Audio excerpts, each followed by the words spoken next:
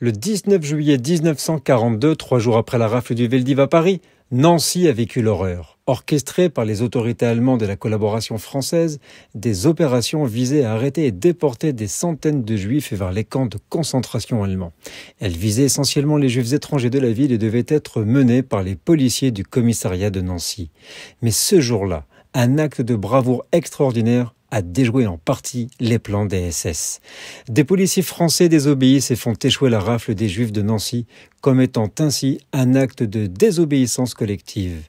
Le chef du service des étrangers de la police de Nancy, Édouard Vigneron, apprend la veille que la rafle des Juifs est imminente. C'est ainsi qu'avec son adjoint Pierre-Marie et 5 de leurs hommes, ils ont lancé une vaste opération permettant le sauvetage des 350 sur les 385 Juifs menacés. Édouard Vigneron convoque tous les policiers qu'il peut joindre pour qu'ils fassent fuir tous les juifs menacés qu'il connaissait pour la plupart pour leur avoir remis leurs papiers.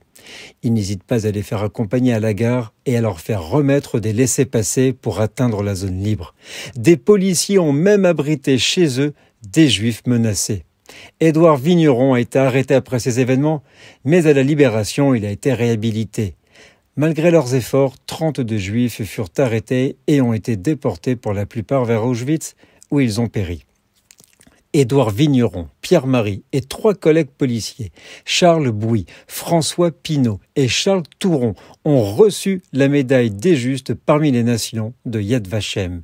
Cet acte héroïque prouve la capacité de résistance et de solidarité qui existait au sein de la population française.